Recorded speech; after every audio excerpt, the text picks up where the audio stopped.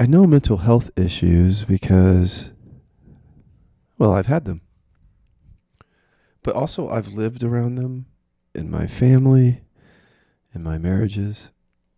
It's an everyday topic in my current relationship. Someone who's suffered from different mental health issues. I've had my own issues. I do this work. You can imagine. He's also 20 something years younger than me. He's in the generation that talks about that stuff openly. He's 27 now. He's not quite a Gen Zer, but close enough to where as soon as I met him, we were talking about anxiety, depression, trauma, mental health. That's just everyday conversation. Shame. That's one of the reasons I was so drawn to him, is because these are the topics that I have come out of repression or are interested in. And to find a partner who could just talk about that freely, even if he's suffering from some of it at the same time, it was just really, I don't know, I needed that. Because in our generation, or the later generations above that, we don't always talk about it. And kind of the older that you get, if you get to like where I'm at, 50s, 60s, 70s, we really don't talk about it. Things like shame, or were we molested?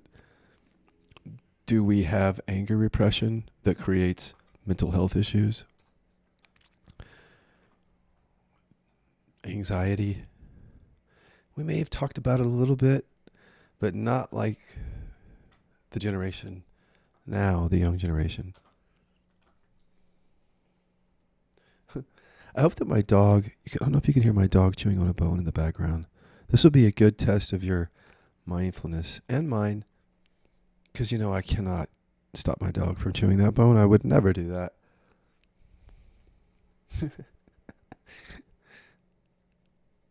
But if you can, I don't know if you can hear it. He's licking now, so I think But mental health issues, just something that has been in this relationship and in my life before that. See, I owned mental health and addiction treatment centers before I met him. And as soon as I opened those up, I spent hours each night for like the first couple of years researching and understanding from a clinical perspective mental health issues and addiction. I was hiring and firing therapists. I had an addiction specialist credential, but I let that go because I didn't want to do it anymore. I wanted to focus on this. I just learned a lot, and then I got sick because you can't learn it in your mind. You can become really well versed in how, for example, addiction and mental health issues come essentially from trauma and repression, and then you are still in repression. You're just smart about it. That's it. And even though I was sort of smart about it, I could say I wasn't really wise to it. That's different. Being wise to it is being, I think, conscious of it in your body, being awake to it. That's something totally different than talking about it or thinking about it, reading about it.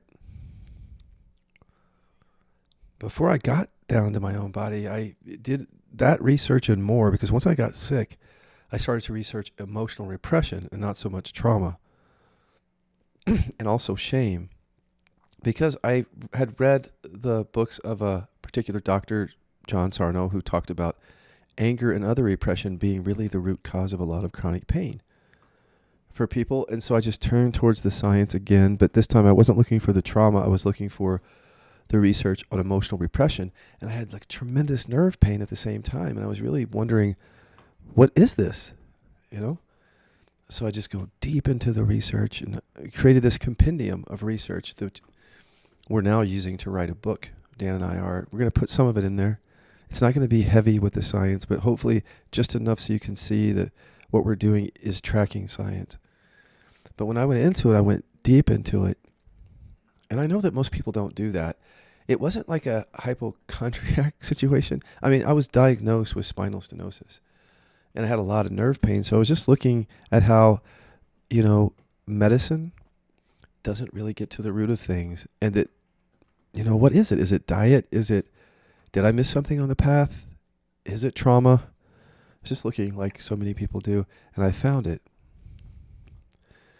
And boy, did I find it. It's there. There's a lot of science. Really, in fact, the more you read, you can see that our emotional system, as they say in the science, mirrors our immune system, that it's involved in chronic pain and disease and mental health issues and addiction. It drives it. It's like a fertile ground for it. And it all made sense. How I had had an awakening and a shift to presence, and still I had been diagnosed with cancer and spinal stenosis. Both of those diseases have scientific evidence behind them as being rooted in repression. Among other things, there's a genetic component. It might have to do with environment, but when you look at the genetic component, the genes have to be turned on by what happens in our lives. So environment and genetics are completely intertwined. And you still have to have the trauma in your life, even if you have the genetics. And so you start to see the picture after a while. And it's like, there's no way around this emotional thing. And this is the stuff that people don't want to feel. So of course, this is the stuff that we repressed, and this is behind all of our suffering. This is the stuff we were resisting. So it all just clicked, in the mind. But it didn't click in my experience, obviously, because I was still in a lot of nerve pain. But I just got it somehow. And I think a lot of people really do need to get it like that before they do the work. I actually think you should actually include the science in the context with this work, so you can really, really understand what we're doing. And so while I was searching for all of that about chronic pain, I found a lot of other things. For example, that emotional repression drives a lot of mental health issues. And I knew that trauma was involved in that. But when you start looking for the research specific to emotional repression, something else happens. Emotional repression and disease, emotional repression causing chronic pain, emotional repression and cancer, emotional repression, and you get specific in your research and you start finding what's really out there.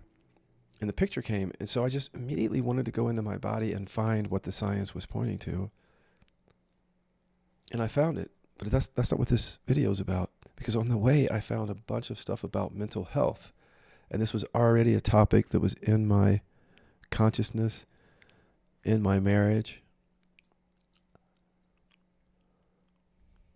But yet now I was seeing the root of it. I mean, really seeing it.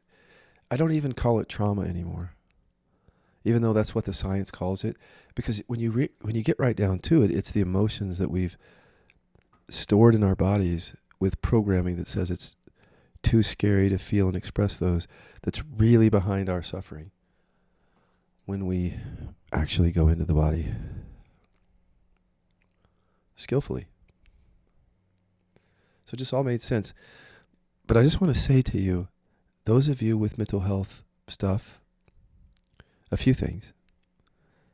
When you go looking for the repression that's driving it, I mean, even once you educate yourself, if you haven't already, that emotional repression is driving the mental health issue, good luck finding the repression that drives it.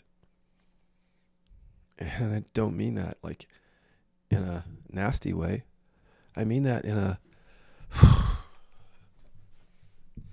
do you realize the depths of suffering that I had to go to discover and develop this work? I had to become suicidal, and I had to immerse myself in all that science and a bunch of inquiry to develop this.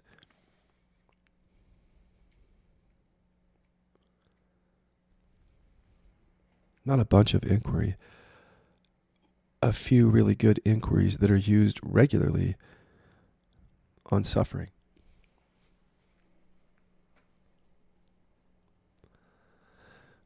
But the biggest task for me wasn't the inquiry itself. It was finding the repression. I mean, that took the longest. That took 48 years, 50 years, because I just didn't know where to look, because it was repressed. So I just don't want people, if you don't want to wait that long to find the root of your mental health issue. So I'm going to give you a test. If you haven't taken it already, I'm devising tests. I'm going to give you a test at the end of this audio, but we are devising tests that test for how emotional repression creates dissociation, addiction, depression, anxiety. And it's coming out. Get ready. But you can start now with this test that we have to just find the repression in your body. Because I'm telling you, it's really difficult to find it. I mean, more power to you if you find it on your own without picking up this work. But there's a reason that I get on social media all the time. And the reason is because it's really hard to find. And it's the root of suffering. And if I found out a way to find it, then I want to share it. Okay, let's talk about mental health issues. The reason it's so hard to find is not simply because when you go into your body, you can't find the programming because it's buried. It's that your life, if you look at it, is designed to hide it from you. Just like me with the spinal stenosis. Maybe you've gone and you've been diagnosed. Nothing wrong with the diagnosis, but sometimes we don't put two and two together. We don't see, there's science that says what the root of that is.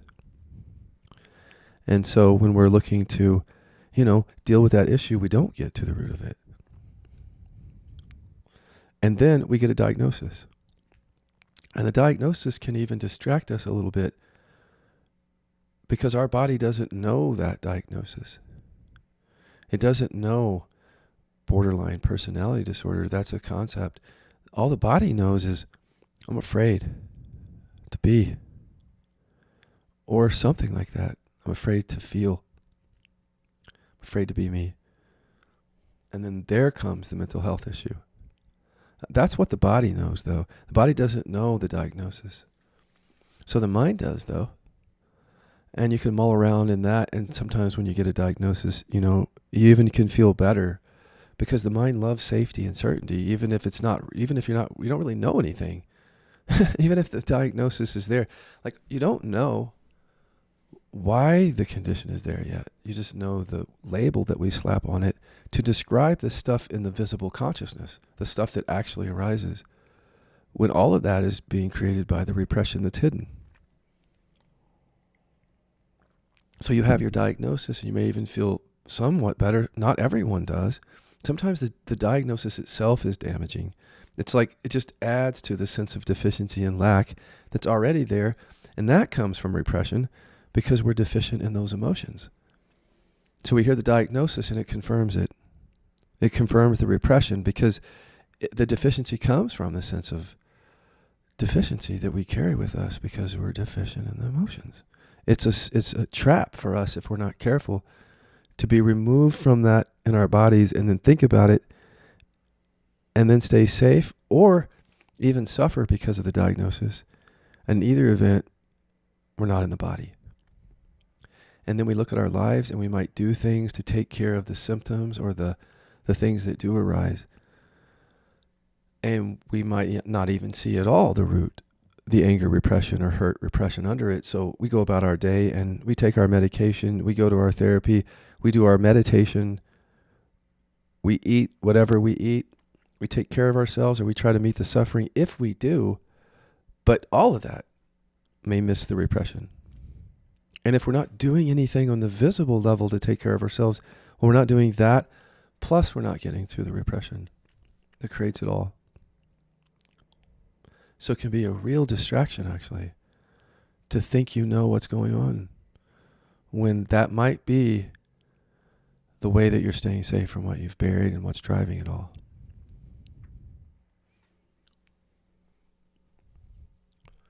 And it's like this with every mental health diagnosis if you're not careful. Either you feel more secure and safe and certain, thinking that you know what it is, or the diagnosis itself creates suffering of some kind. But either way, you're safe from the buried stuff. Because the trigger keeps you safe. The feeling that this diagnosis is, I don't want it, that keeps you safe from the buried stuff. But at least if you'll reject the diagnosis long enough to get to the buried stuff, or you don't have to reject it, but the deficiency story that comes up, the feeling that there's something wrong with me, is the repression. So if you can use a diagnosis and utilize it, those feelings of there's something wrong, or that's the emotional repression. But a lot of people, they just feel bad about the diagnosis and they don't know what to do with that feeling bad, that feeling wrong. And so they suffer.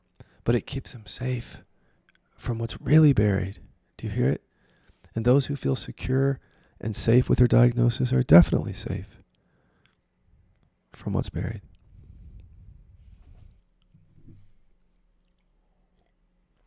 And if we're only treating the visible effects of that repression, in other words, if we're only treating the depression, which is just the visible effects of emotional repression, then we're going to miss the root.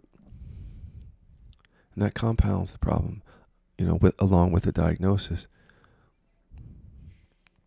What you really want is you want a doctor or a therapist or a psychiatrist who understands trauma and repression, and the inner body has done their own work. And when they diagnose you, they understand that that's all going to happen there. And then they meet you in that. But my thought is, at that point, why are we diagnosing people? If all we see that it's doing is distracting us from the buried stuff, then I think the new therapists and doctors of the future and psychiatrists will be very somatically aware and informed, because we're going to be getting to the root of suffering in these disciplines, or these disciplines are going to have to go away. They're going to have to develop or evolve with a new science. Or they're going to become irrelevant. Even spirituality can become irrelevant if, so many of us come with mental health issues to spirituality for the answers. Nothing wrong with that. I don't really see anything wrong with what anybody's doing. Ultimately, we're just trying our best to deal with suffering that we didn't ask for. At least we think we didn't. Actually, we're creating it. But at the conscious level, we think it's just happening to us, So no wonder we go to spiritual teachers and practices for the answers. And part of the answer is there. That at least with the non-dual teachings, part of it, to recognize the presence. That's one really critical piece of healing, in my view, for everybody. Because this is emotional repression, and that repression creates the false identities. Whenever we hold back what's true, we're forced to identify with what's false. If I hold back anger, I'm forced to present myself as good and peaceful and kind. And if that doesn't match what you think about me, I'm going to be triggered and I'm going to suffer, because I'm not really that. But the repression requires me to identify with that. And a lot of other suffering.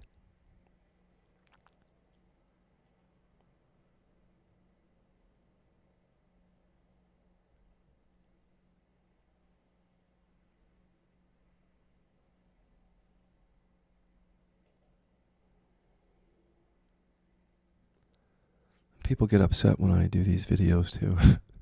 And it's people like who take medication, for example. But I wanted to say to you that I've taken medication, and I've shared about that for my chronic nerve pain I did until I healed the repression under it. I live with someone who takes that. There are people who do this work who take medication. That's not what this is about. I think this is about integration, and not how people think so divisively. But if you think about in terms of integration, that why wouldn't you want to get to the root of the suffering and take the medication to take care of yourself until you get that freedom and clarity? That makes sense. If the medication can help with that, my medication helped a lot with my healing, even though it was just making the pain a little bit better. Ketamine at times, super helpful. I don't even know if I would be here without the medication. But I wouldn't have healed without the inquiry. I wouldn't have cleared the repression without that. The medication was not even doing that. Wasn't even concerned with that. Medications don't do that. So when I'm sharing like this, people who are taking medication who also might be having difficulty getting to the root of suffering can get triggered. Because remember that the repression creates a sense of deficiency or lack. So because we're deficient in those emotions, this is why we're going to the medication, because of the conditions that get created out of that. And then if somebody hears me share that that there's this root of suffering and we can get to it, they might hear that as, I'm doing something wrong. And it's that same feeling that some people get when they're diagnosed. And it keeps them safe. The trigger does. And I've seen quite a few people get triggered at conversations like this and then never come back and watch, which they have a right to do that. But if you think about really what's going on there, I have nothing but compassion for that, because they don't know what's happening. It's the same trigger, even though it's not mental health. In my case, well, that's arguable, whether there were mental health issues there. Oh man, that's a whole nother topic. But this work got created by a trigger in me, as I've said, as somebody pointed out to me that something that I was calling physical, which is what we call here mental health, is an emotional issue. And the trigger came up to protect me from hearing it and to make that person wrong. And then that trigger kept me safe from the anger that person was pointing to that was buried in me. And so I processed that trigger, and with everything I process, I look to see, is there something here what's here that had to be defended, really? And what I found was, guess what? Anger, repression. So even if you get triggered by this, if you're earnest, you can find the repression still. You could be triggered by this conversation and go to the test immediately and empower yourself and forget me.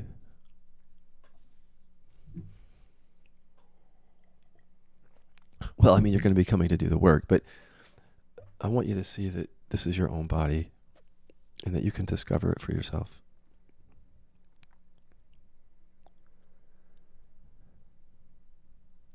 So did I have any mental health issues through the years? I've talked about being in marriages where there were such issues, or in my families, aunts and various people who with addiction and suicide and things like that. And then having the treatment centers. It looks like it's all around me, doesn't it? But not in me. And that's the narcissist of the anger repressor that shows up good, who wouldn't possibly have a mental health issue. Right? Because my conditioning was bury anger and just be good, be peaceful, be kind. That's like the antithesis of like someone with a mental health issue. But it's fake. It's coming from anger repression. My whole thing was like, my whole ego was make sure that you don't go crazy. Hold it back. Don't be yourself. Don't speak up. Don't express that. Don't do something that would make you look like you have a mental health issue. Don't, see what I mean? Just sit here, be quiet, be a good boy, and do right. And hold anger back because you're terrified of it. And pretend like that's not what's really driving it, so that you can go and help everybody else with mental health issues. All your shadows, Scott, you can go and help the world. Wake the world up. Open up treatment centers. All those people with mental health issues. Marry somebody with a mental health issue. Wow, this is amazing, Scott. All this great work you're doing. That you don't have any mental health issues, though. That's the narcissism. Because no, I had chronic pain. See, my mental health issue was bury the hatchet. Bury it. And then suffer. Hurt yourself, and then help others. Yeah. Get their love and approval. That way you don't have to feel that pain. I've already told you guys this. It's funny, but it's tragic. But it's life. What are you going to do? Yeah, I had a mental health issue. I don't know if there's a diagnosis on the books for it, though. It's like the do-gooder. Actually, Dr. Sarno called it goodism. Goodism. And he was like the first person for me that said, you ain't so good. And that your good is a big part of your suffering. Yeah.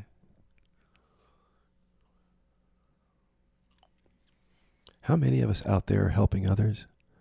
Teaching, coaching, helping friends, family. Where is it coming from?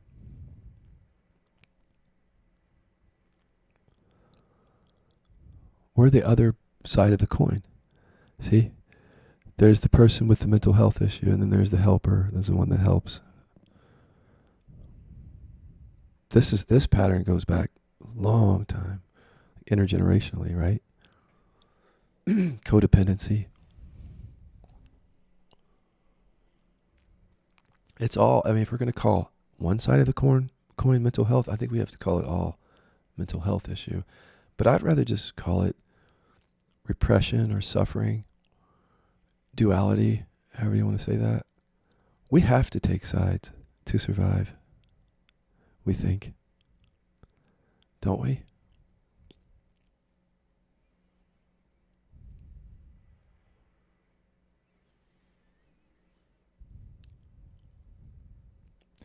Truth is, I always had mental health issues. But when you live a life of covert suffering, nobody gets a chance to really diagnose you unless something really bad happens. Because you don't open up to people. Or you may not, especially if you're busy helping others. When I got to the 12-step program, see, I hit rock bottom, though. And so at that point, it's not a matter of like, hey, do I have any issues? It's glaringly apparent as I'm rocking back and forth on the couch and moaning like a baby that I've got some issues. But as soon as I get into 12-step program, I don't know what I'm doing, but I start doing everything that they tell me to do. And I think I'm just doing what I'm supposed to do to recover. But no. I was going to try to get their approval. I was back at it, using again. But just using something different. That was part of my mental health issue.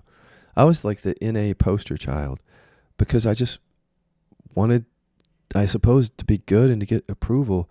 I thought it was just to recover, but my version of recovery was that. Keep the anger buried and do everything, be a good boy, do everything right. And if you get approval, you're doing it right, whatever it is. But the whole thing made me sick. You see, everything that I thought was helping me was my suffering. The whole thing was it. I was it. I came here with this condition, and I brought it into every community or group or practice or relationship that I came to. And I was suffering just like everybody else, but turning it inward and developing diseases in the end. Keep that anger down. It's safer to have cancer or spinal stenosis than it is to have a mental health issue. Hell, I'm a teacher at that point. Can't have a mental health issue. Bury that anger further.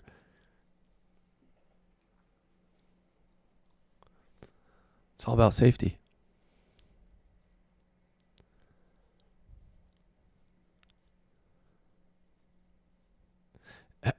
How do people get away with this?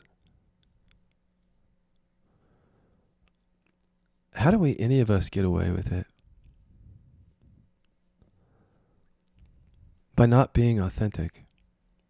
And by not making authenticity important in a spiritual practice or path or a healing practice. And to me, it should be front and center, just like Gabor Mate says, because that's how you heal disease. And that's how you heal pain, is through authenticity. But if we come to a healing or awakening path to try to get away from what we buried, of course we're not interested in authenticity because that's too close to what we buried. No wonder I didn't like that word. And I thought it had no place in mental health. When I had addiction treatment centers, I thought the word had no place in spirituality as a teacher. It felt like a bunch of egos. But it was just my ego. I just didn't want to feel the buried anger, so I made authenticity not important and just a concept and all that shit. So that I could bury anger and then continue helping people and getting a disease on the side instead of a mental health issue, and still being a good boy and helping people and almost dying as a result. So if that's not a mental health issue, I don't know what is. But we can get away with it, see? Anger repressors get away with a lot because our suffering isn't always loud and obnoxious. It's not the overt, triggered person quite often. Sometimes we can get that way. No, our mental health issues, I mean, look, they manifest in a lot of different ways. They really do. They actually, anger repression manifests as a lot of known mental health issues. That's what the science says. But anger repression, for example, also manifests as the do-gooder and the fixer and the saver and the teacher and the healer.